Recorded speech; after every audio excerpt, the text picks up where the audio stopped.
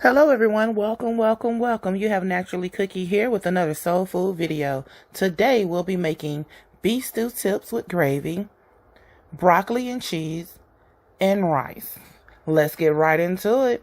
Alright, I got 3 pots of boiling water on my stove. One is for my rice, one is for my broccoli, one is for my beef stew tips. The back pot, I'm going to place 3 bags of minute rice in that pot and let it cook for 15 to 20 minutes. Next, I'm going to start on my beef stew tips.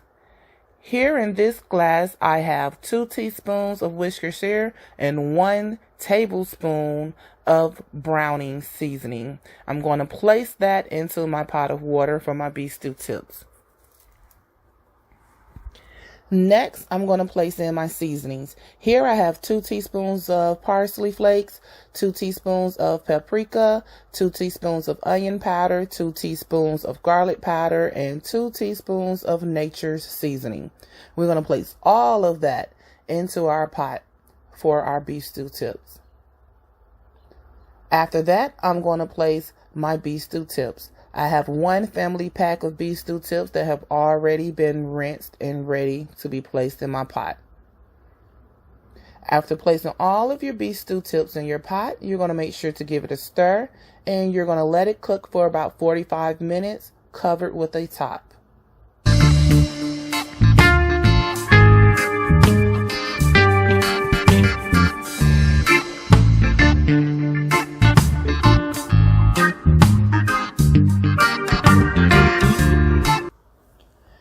Next, I'm going to put 1 teaspoon of nature's seasoning in my pot that I have ready and boiling for my broccoli. And I'm going to place 1 family bag of frozen broccoli into that pot. After placing all of the broccoli into the pot, I am going to put 3 tablespoons of butter into the pot and cover it and let that cook for another 15 to 20 minutes. I say 15 to 20 minutes. It depends on how you like your broccoli. I like mine well done. Some people still like a crunch in theirs. If you like a crunch in your broccoli, you're going to cook it for 5 to 8 minutes, 10 minutes max. If you like your broccoli well done, you're going to cook it for about 15 to 20 minutes. If you cook it longer than 20 minutes, you're going to end up with broccoli soup, and that's not what I'm going for today. All right.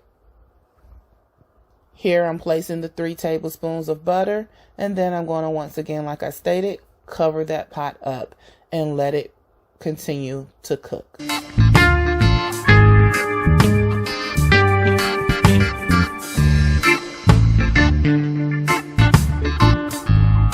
Here I have on this plate 1 whole white Vidalia sweet onion along with assorted bell peppers. They have been cut and diced and ready to be placed into this pot. The bell peppers I have are green, red, orange, and burgundy bell peppers.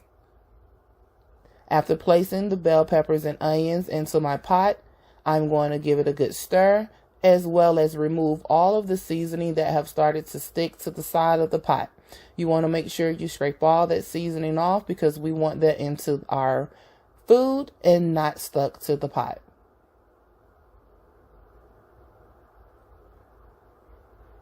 I'm then going to cover it again and let it cook for another 45 minutes.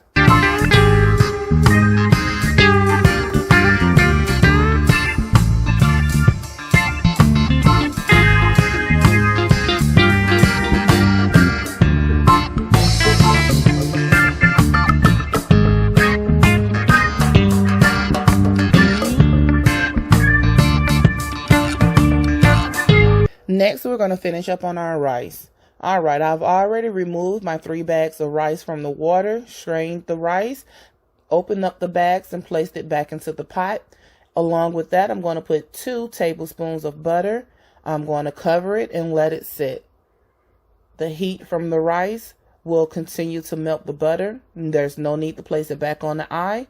We're going to let it stay off the eye, cover it, and let it sit. Next, we're going to go back to our broccoli.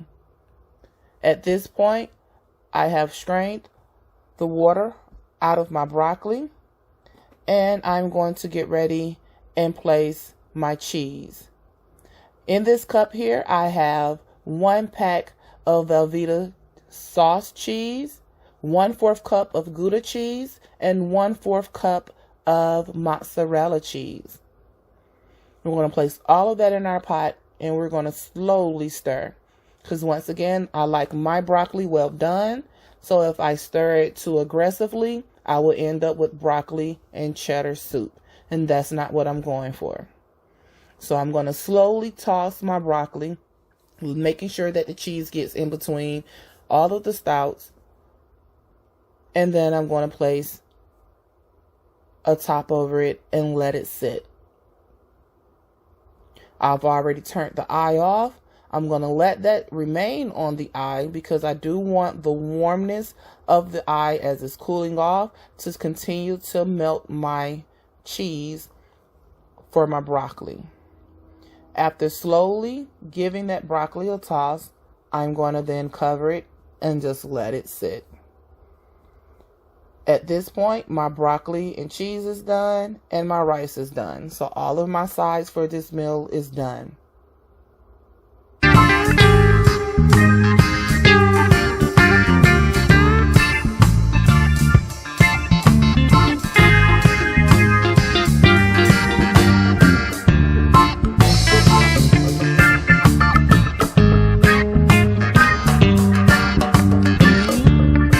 Alright, I'm just checking my beef stew tips here, making sure nothing is sticking to the bottom, making sure that my pot isn't burning, making sure that I don't have any seasoning stuck to the side of the pot, and checking the water level that's in the pot. I'm going to allow this to cook for an additional 30 minutes because I feel like I have too much water still left in the pot. I want that to cook down a little bit more, and I want my gravy to be thick. This is how your beef stew tips should turn out once you've let it completely cook down and you've let that browning thicken up.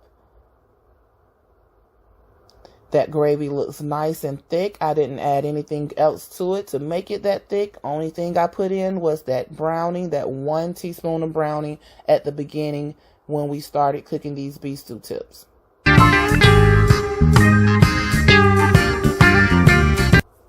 Your meal at this point is complete.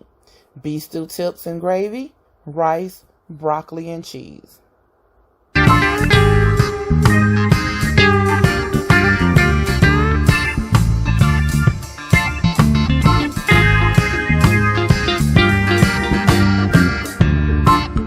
What do you like with your beef stew tips? Sometimes I will put potatoes and carrots in my beef stew tips, but I felt like I didn't want 2 starches because I already had the rice, so I didn't add any additional vegetables to the beef stew tips.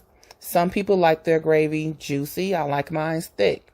I hope you enjoyed this video. This is how your plate should turn out, and it is so delicious. My broccoli was so cheesy. My beef stew tips were tender. I thank you so much for watching this video. Please subscribe if you have not. Give this video a thumbs up. Hit the notification bell so you don't miss a beat. Once again, this is Naturally Cookie. Everybody stay blessed.